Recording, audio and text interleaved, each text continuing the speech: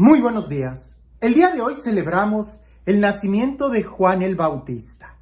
Y es una fiesta un poco singular porque usualmente nosotros no celebramos el nacimiento de ningún santo. Claro, en tu mente inmediatamente vas a decir, pero si celebramos el nacimiento de Jesús y el de la Virgen María también. ¿Y el de quién más? El de Juan el Bautista. Y párale, ya casi no celebramos los nacimientos. Lo que celebramos en la vida de los santos es el día en el que ellos llegaron al cielo, porque eso sí es para celebrar los méritos que ellos realizaron. Para nacer todo es don y gracia, pero para llegar al cielo hay que esforzarnos. Pero el nacimiento de Juan el Bautista se celebra de manera singular. Porque es necesario celebrarlo en cuanto a que es el precursor de Cristo. Es decir, es como parte del ministerio de Jesús. La vocación de Juan el Bautista desde su nacimiento fue muy clara, el prepararle el camino al Señor. Ahora, dos detalles para que lo tengas en mente y te sorprendas. El día de hoy resulta que es el día más largo del año. No me refiero a que tenga más de 24 horas. Me refiero a que la luz del sol es el que ilumina más. A partir de este día, la luz del sol se va a ir haciendo cada vez más corta. Casi no nos damos cuenta, pero es un hecho. Y resulta que el 24 de diciembre, en la noche o en la madrugada del 25 de diciembre, es la noche más larga.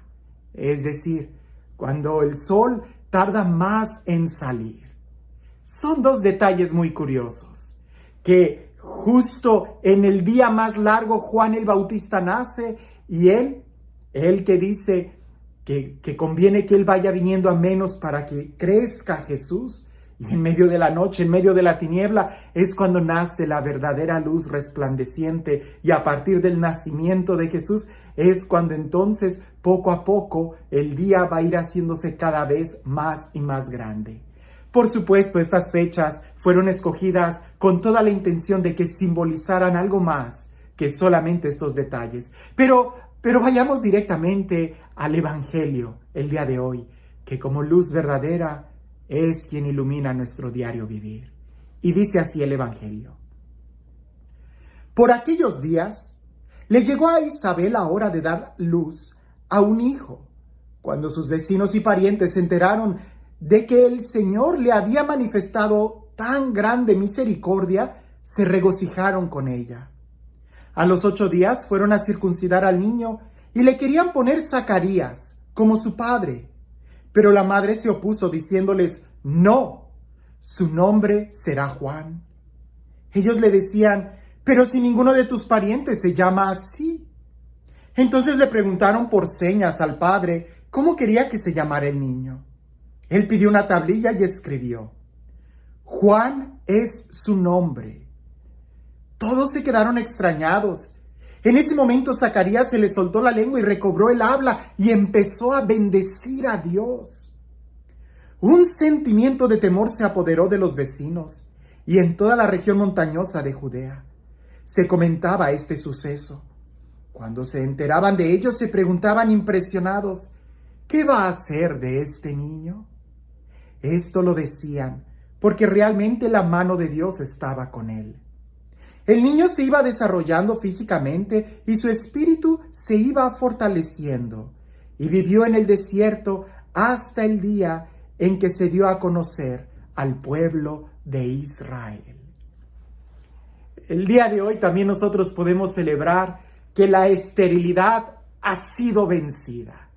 Muchos comentan de Isabel. Isabel, una mujer avanzada en edad, una mujer que no había tenido hijos, una mujer que era estéril, y su esposo Zacarías, que también estaba muy avanzado en años.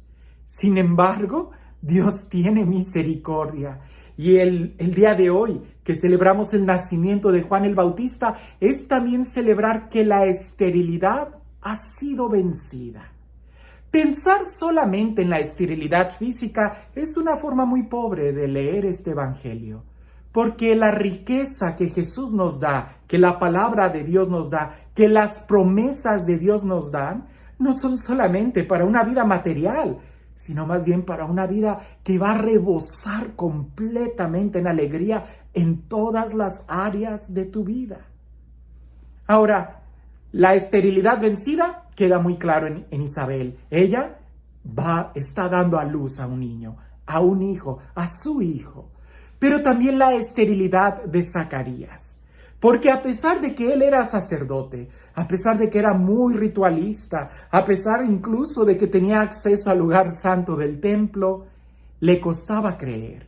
Acostumbrado a tener una vida un poco ya organizada ya dentro de una caja, le costó entender el mensaje del ángel y ante la duda se quedó mudo y sordo.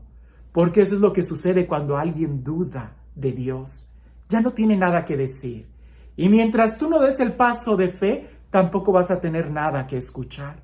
Y cuando no escuchas la palabra de Dios, cuando no escuchas las buenas noticias, cuando no das el paso de creer, tu vida se va llenando de esterilidad, de amargura. No hay palabras buenas, alabanzas que salgan de tus labios.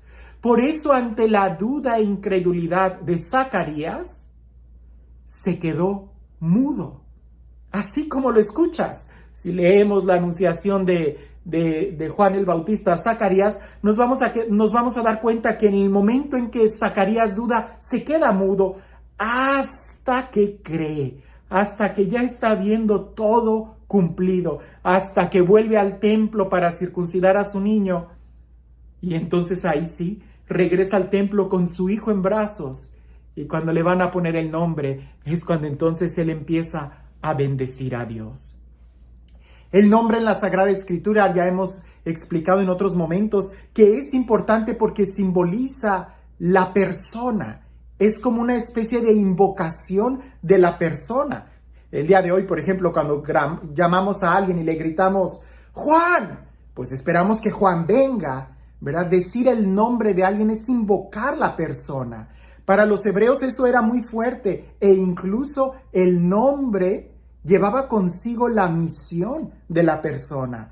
De tal manera que el que pronuncia el nombre espera que la persona venga, pero aquel que escucha su nombre es como si le recordaran la misión que él tiene.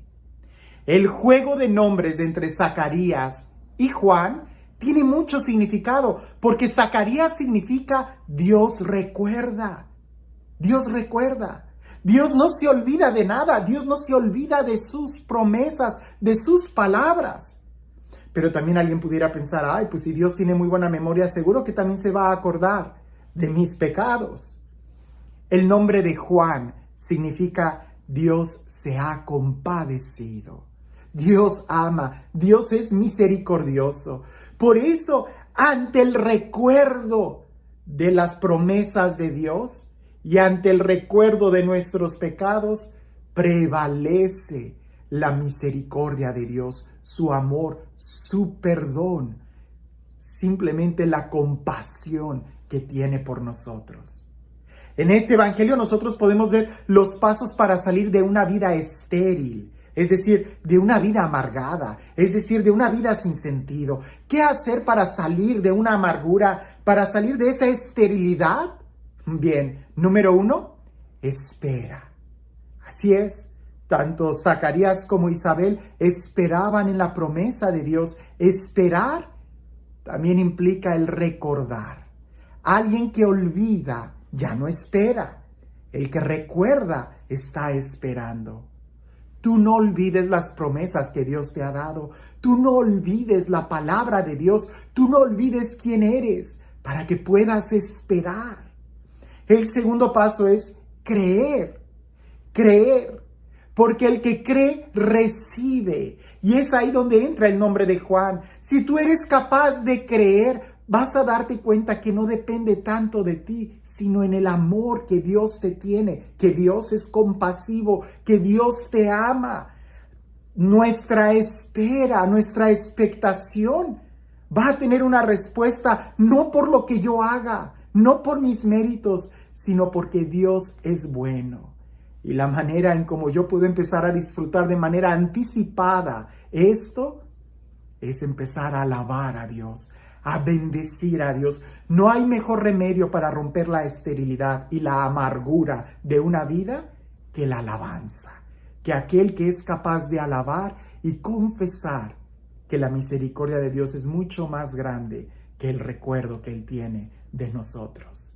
Porque Dios es misericordioso, nos recuerda, pero nos recuerda con amor. Y este Dios, el Dios del amor, el Dios de la vida, el Dios de la paz, el Dios de la misericordia, que sea Él quien el día de hoy te bendiga, en el nombre del Padre, del Hijo y del Espíritu Santo. Cuentan por ahí que un edificio de departamentos se estaba quemando, pero resulta que había un hombre bien despistado ahí, que cuando se da cuenta que ya estaba todo en llamas, lo único que hizo fue salir al balcón. Todos los vecinos ya estaban abajo, excepto él, y él ya no podía regresarse porque las llamas, el fuego ya había abrazado las escaleras, el elevador y todo. Pues resulta que sus vecinos agarraron una sábana y estaban en la parte de abajo diciéndole a su vecino, a su amigo, salta, salta, que te vas a quemar. Y aquel que los veía desde arriba decía, no, ustedes siempre me hacen bromas. Seguro que si yo salto, ustedes van a quitar esa sábana y yo voy a caer directo al suelo. Y le decían, pero estás loco, esto no es ninguna broma, salta ya. Y aquel hombre decía, no, ustedes van a hacer que yo quede en ridículo, mejor dejen la sábana en el suelo, retírense y yo brinco. Así no funciona. A veces nosotros queremos hacerle a Dios o queremos decirle a Dios qué es lo que haga con nosotros. Y si Dios nos obedeciera, sería tanto como nuestra autodestrucción.